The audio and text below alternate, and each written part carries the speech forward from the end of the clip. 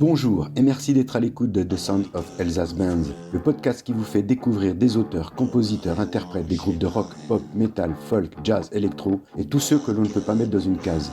Ils vous racontent leurs histoires, leurs projets, leurs actualités, leurs anecdotes et vous donneront rendez-vous dans les endroits où vous pourrez les voir et les écouter. The Sound of Elsa's Bands, c'est l'actu des musiciens en Alsace.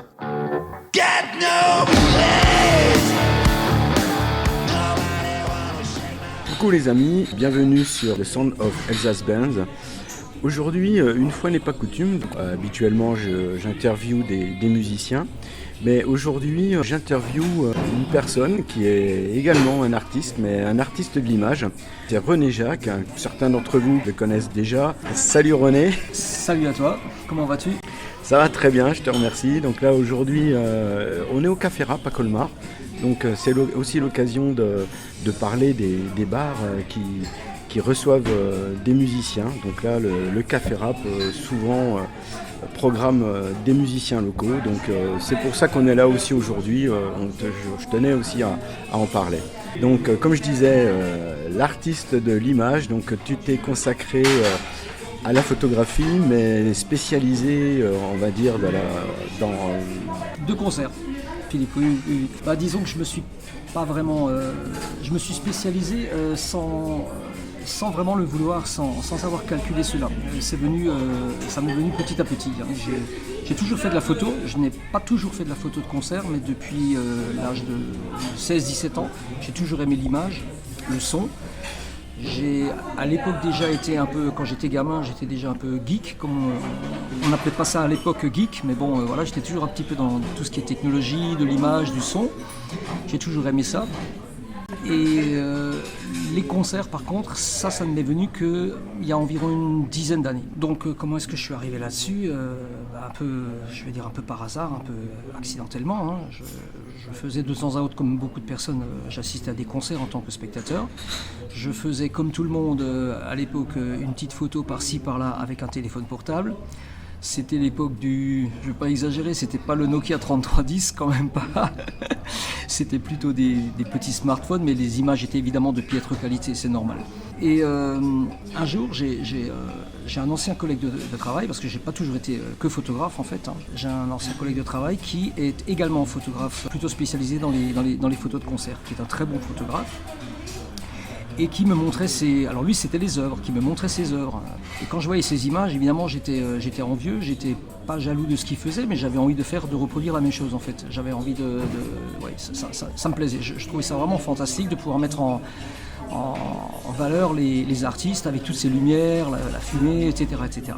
Donc on en a discuté tous les deux, il m'a montré un petit peu son matériel. Alors évidemment, pour rentrer avec du matériel professionnel dans les salles de concert, ce n'est pas possible, sans accréditation. Alors comment est-ce que j'allais faire ?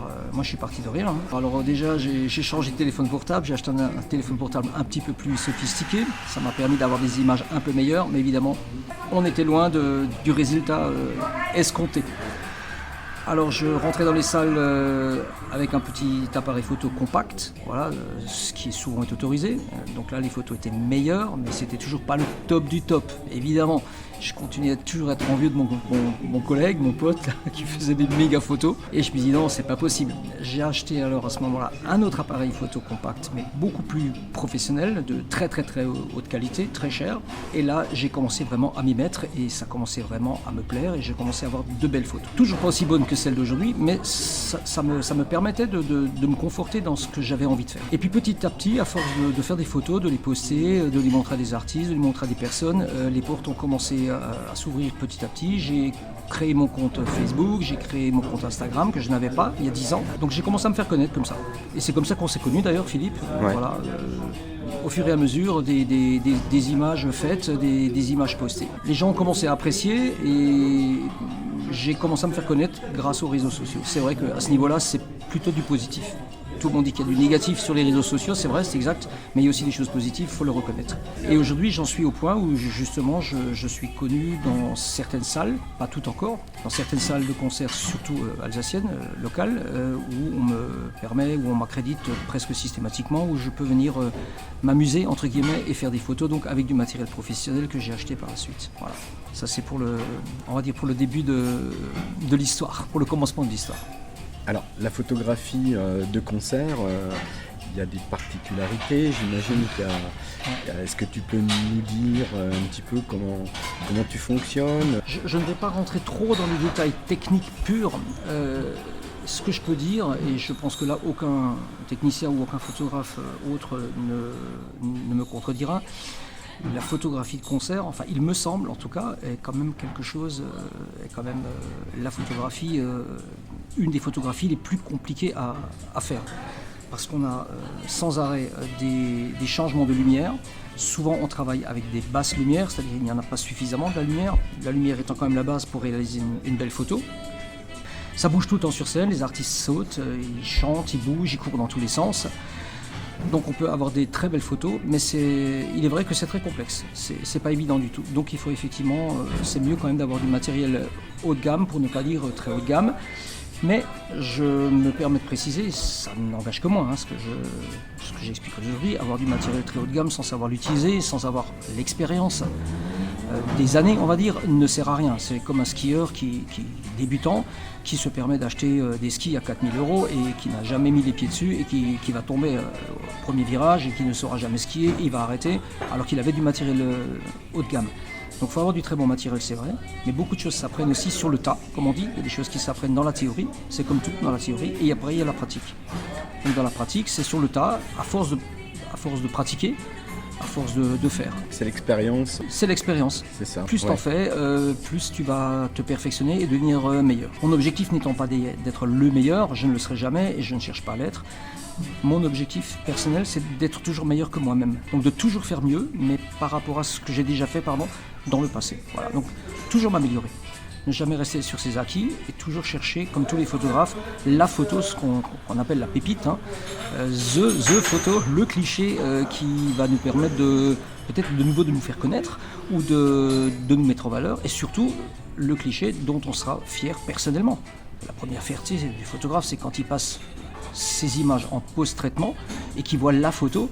C'est souvent la photo, il s'en souvient, il va tout de suite dans son ordinateur chercher cette photo-là, il va dire je veux voir si elle est bien passée, si elle est bien nette, si elle est nickel. Et là, souvent c'est la déception, bien sûr, la frustration aussi, et souvent quelquefois aussi c'est un grand bonheur de voir waouh. Et là, on est content déjà de soi. C'est déjà une satisfaction personnelle. Donc, tu fais du traitement derrière? Oui, il y a toujours du traitement. Il y a toujours un post-traitement photo. En numérique, on peut pas vraiment. On peut s'en passer, mais en matière de concert, c'est pratiquement pas possible. Il y aura toujours un minimum de recadrage déjà, le recadrage de la photo. On va peut-être accentuer un petit peu le contraste.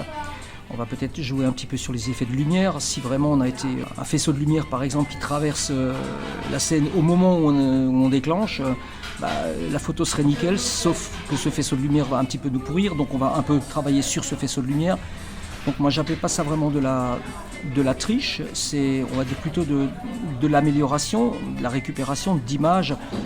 On peut dire aussi que c'est le côté artistique aussi. C'est aussi le côté artistique, tout à fait. Pour ma part, il n'y a pas de Photoshop, on ne maquille pas les artistes, je ne cherche pas à enlever les rides, il m'arrive de temps en temps d'enlever les petites bouteilles qui sont posées sur scène, que je trouve un peu disgracieuses. Quand vraiment elle est juste posée devant moi, je ne l'ai pas vue au moment du déclenchement.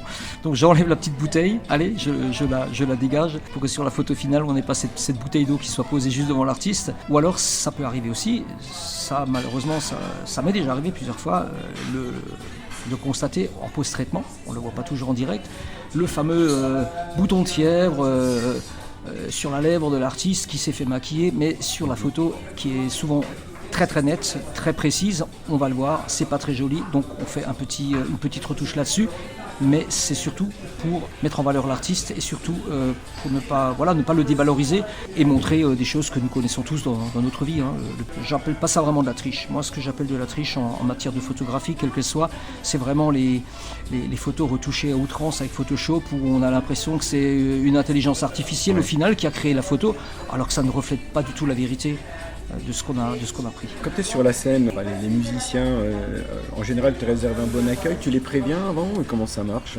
Oui, alors dans la mesure du possible, oui, je croise les musiciens, alors quelquefois en backstage, quelquefois dans les couloirs, quelquefois aux toilettes.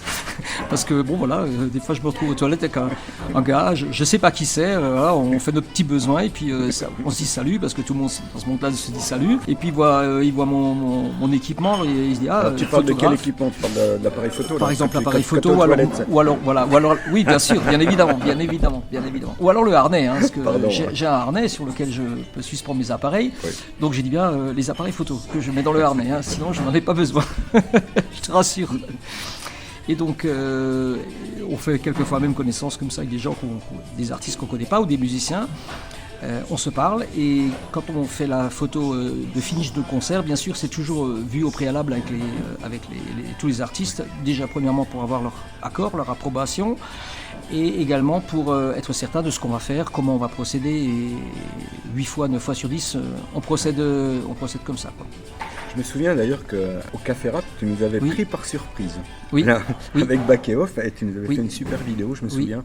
Que tu avais commencé. J'ai commencé à filmer sur la place à l'extérieur. Sur la place à l'extérieur, tu es entré et c'était vraiment chouette. Ouais. Donc là tu nous avais pris par surprise, mais c'était une bonne surprise. Oui, mais souvent quand on filme ou quand on photographie comme ça, par surprise, donc sur le vif, pas toujours, mais souvent c'est là où on fait les meilleures choses. Voilà.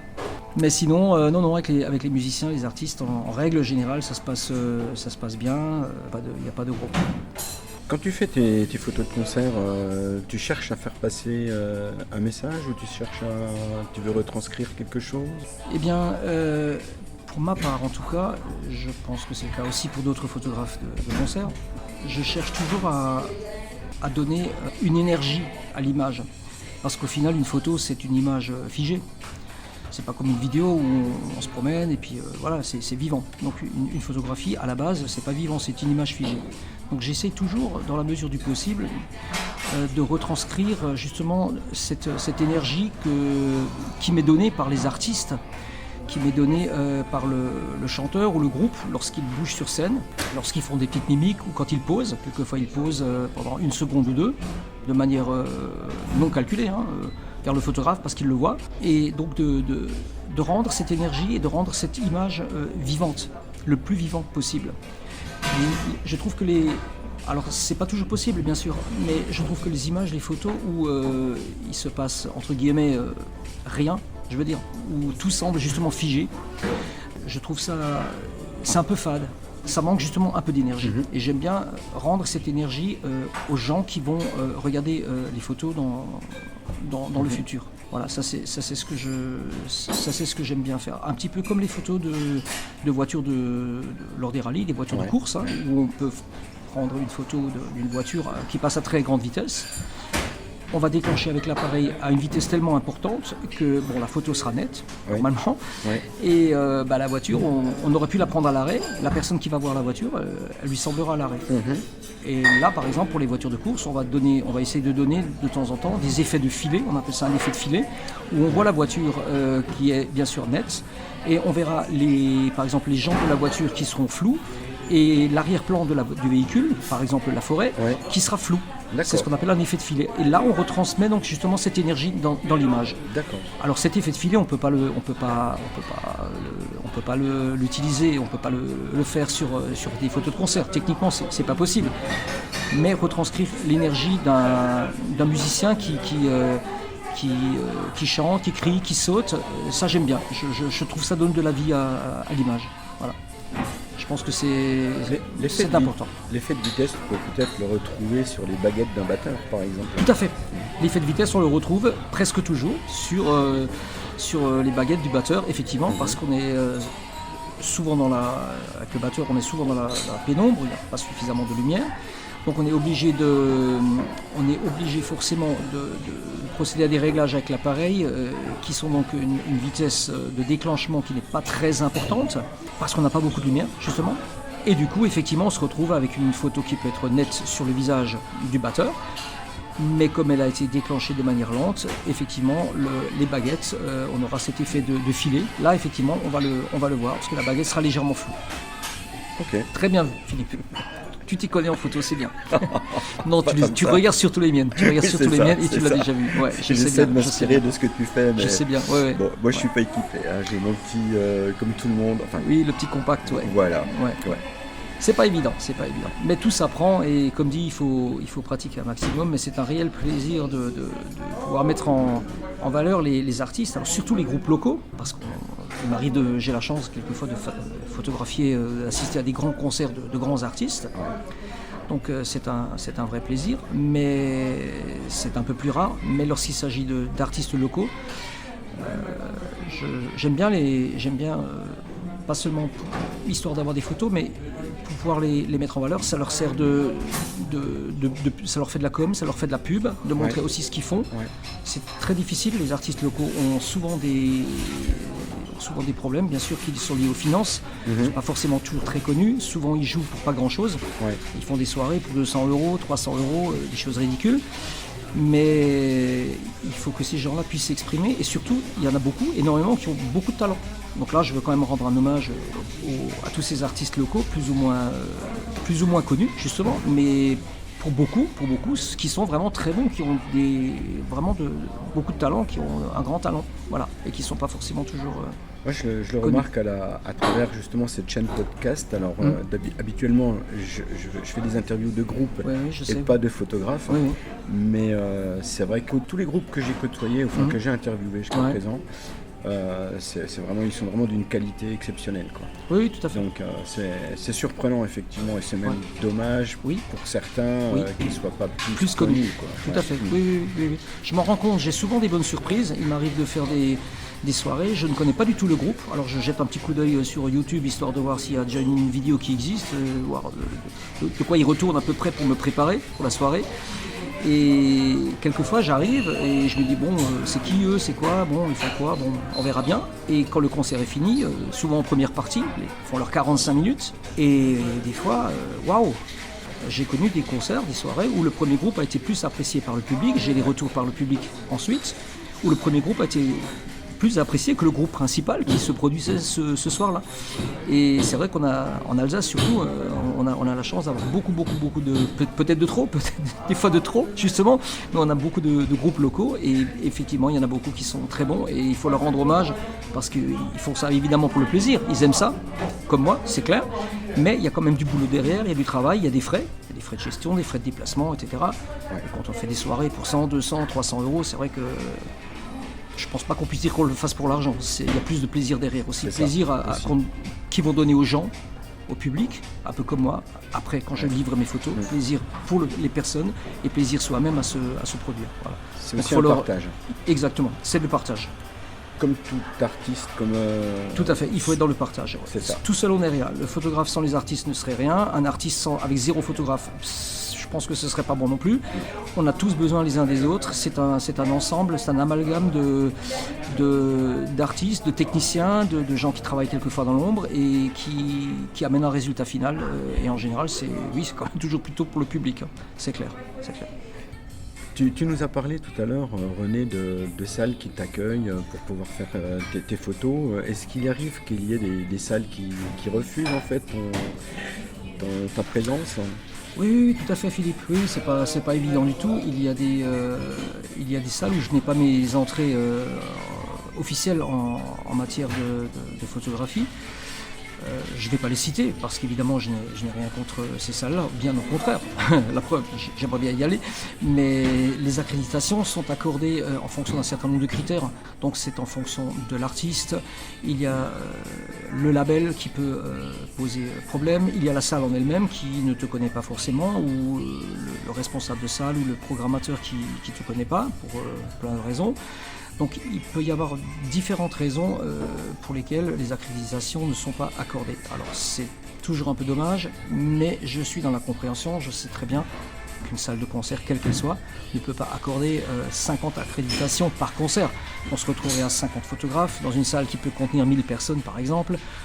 C'est sûr que c'est pas toujours évident, mais quelquefois je suis déçu. Parce qu'effectivement, c'est en fonction des artistes, il me plairait de pouvoir aller, par exemple, à la laiterie. La laiterie est devenue très très restrictive. Bon, actuellement, elle est en travaux, mais Ils ont verrouillé pas mal de choses ces dernières années. D'ailleurs, beaucoup de salles ont verrouillé de plus en plus, pour plein de raisons. Il est vrai qu'il y a aussi beaucoup de gens, beaucoup de personnes qui se sont mises à la photo. C'est vrai, on ne peut pas leur jeter la pierre, ni leur en vouloir. Plein de gens se sont mis à la photo, j'ai bien démarré moi. Mon pote, mon ami, il a bien démarré aussi il y a 15 ou 20 ans. Il faut bien démarrer un jour, mais il y a un peu beaucoup de monde, comme on dit, sur la place. Et bien sûr, dans le lot, il y en a qui ne savent pas du tout, qui n'auront pas de résultat. Il peut aussi y avoir des profiteurs qui, sous prétexte de vouloir avoir une accréditation, en fait, ne veulent que profiter du concert sans avoir à payer. Aussi, ça, il y en a, malheureusement. Personnellement, je n'y arrive même pas. Parce que on me dit souvent, oui, tu as de la chance, tu peux aller à plein de concerts, tu payes pas, machin, etc. Alors je dis oui, j'ai la chance de pouvoir aller à des concerts, j'ai la chance de pouvoir rentrer avec mon matériel photo. Je dis mais je ne profite jamais du concert. Je n'en profite jamais réellement. Lorsque je veux profiter d'un concert, au sens où je vais m'éclater, boire de bière, sauter, danser, rigoler, avec des amis ou autres, j'y vais sans appareil photo. J'y vais avec mon téléphone, je ferai 2-3 photos que moi je qualifie de photos souvenirs, point barre. Voilà, ça donnera ce que ça donnera. Mais quand je fais de la photo, je m'éclate dans le sens où je fais de la photo pendant le concert. Ouais. Mais le concert lui-même, je n'en profite pas. Donc les accréditations pour profiter du concert et ne pas avoir à le payer, enfin moi je ne sais pas s'il y en a qui fonctionnent comme ça, mais en tout cas moi je ne peux pas.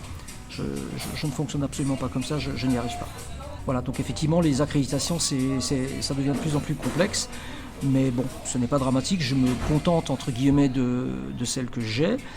De temps en temps, on me donne des possibilités sur des élections de Miss ou des choses comme ça, parce que je fais un petit peu de portrait aussi, je fais aussi des photos un peu dans la nature, je fais un peu de tout, voilà. Mais c'est vrai que mon trip, c'est la photo de concert. C'est peut-être parce que c'est la photo la plus difficile pour moi à exécuter. C'est ce qui me motive, c'est ce qui me stimule en fait. Hein. Moi, je suis à fond dedans pendant tout le concert. Je cours dans tous les sens, je suis les artistes, je suis dans l'action. Si je pouvais être sur scène avec eux, je crois que je serais sur scène avec eux. Et on t'a vu déjà planqué derrière des amplis. Oui. J'essaie toujours d'être très discret. On me l'a souvent dit d'ailleurs, on m'a souvent dit, au moins tu es discret René, tu n'es pas devant le micro. Mais Avec Stéphane, le guitariste de Virgiane, on te cherche quelquefois. On se dit, regarde René, il est planqué. Il est planqué là derrière. Ou alors, tiens, on ne le voit plus. Où est-ce qu'il s'est planqué? D'où est-ce qu'il va surgir? C'est ça. c'est ça, ouais. Voilà pour les accréditations, c'est vrai que, comme dit, c'est quelquefois très, très compliqué. Mais à force aussi que les portes s'ouvrent, qu'on demande gentiment, qu'on parle avec les gens, il faut être gentil avec les gens, il faut être correct, il faut être loyal, il faut être honnête, il ne faut pas prendre... faut pas la faire à l'envers parce que ça on le fait une fois mais pas deux. Il faut respecter les règles aussi, voilà, ça c'est très important. En général les photographes respectent les règles. Si vous ne respectez pas les règles qu'on vous donne, par exemple sur les grands concerts, sur les festivals, si on te dit c'est les 3 premières chansons, c'est les 3 premières chansons. Si personne de la sécurité ne te sort et que tu t'obstines à rester, la fois d'après quand tu demanderas une accréditation, tu l'auras dans l'os, c'est clair. Il faut respecter les règles, être correct et en général il y a un bon retour. René, tes photos, où est-ce qu'on peut les trouver? Est-ce qu'on peut les acheter? Il y a possibilité de... Comment on fait pour... Oui, écoute, c'est pas très dur. Pour les gens qui me connaissent, alors eux ils savent déjà. Pour les gens qui ne me connaissent pas, donc j'ai un site, j'ai une page donc Facebook. J'ai également un site, une page Instagram. Donc Facebook c'est René Jacques Photographie, avec un Y, voilà. Et ma page Instagram, donc c'est René Jacques Photographeur. Voilà, il faut faire des petites recherches. Normalement, on peut pas se tromper de page parce que quand vous arrivez dessus, vous ne voyez que des photos de concert pratiquement. Ça me fait rire parce que c'est vrai. De temps en temps, on voit quelques petites images de mon petit chien ou d'un beau paysage ou d'un coucher de soleil, mais globalement, c'est vrai que vous ne verrez pratiquement que des photos de concert, donc on ne peut pas se tromper. Alors, je fais une petite parenthèse. Qui me vient à l'instant, qui me traverse l'esprit à l'instant. Un jour, j'ai un chanteur d'un groupe local, je ne vais pas le nommer, mais bon, on a bien ri tous les deux. Il m'a téléphoné, il me dit oui René, écoute, j'ai cherché ta page, j'ai pas trouvé, je crois que j'ai trouvé, mais il y a un problème. Alors je dis ah bon, qu'est-ce qu'il y a comme problème? Tu es mort. Alors je dis comment ça mort? Il m'a dit oui, j'ai été voir sur Google, j'ai tapé René Jacques et puis je suis tombé sur un photographe qui est dans les années véridiques, qui a exercé dans les années 1950 ou 60, un truc comme ça. Donc quelqu'un qui était un très grand photographe français. Okay. Je ne le savais pas.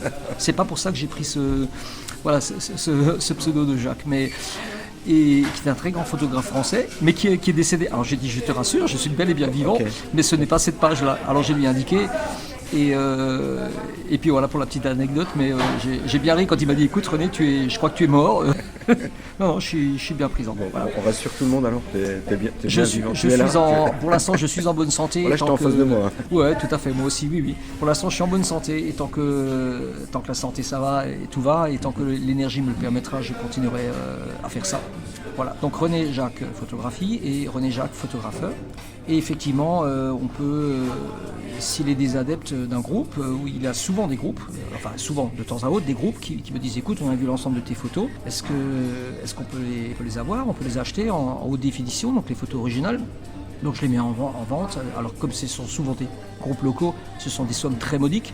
Mais bon, moi, ça me fait un petit peu d'argent pour les frais de déplacement, pour le défraiement, voilà, tout ça, on ne gagne pas sa vie avec ça, c'est clair. Mais ça fait plaisir de savoir qu'il y a un groupe qui vous achète 50, 60, 70 photos qu'ils vont pouvoir, eux, utiliser pour faire des flyers, pour la fête de la musique, par exemple, faire des affiches également, pour une salle communale, quand ils vont jouer dans une salle des fêtes dans un village, des choses comme ça. Donc ça fait plaisir de savoir que ta photo peut être utilisée autrement que juste sur Facebook ou sur Instagram. Voilà. Un poster.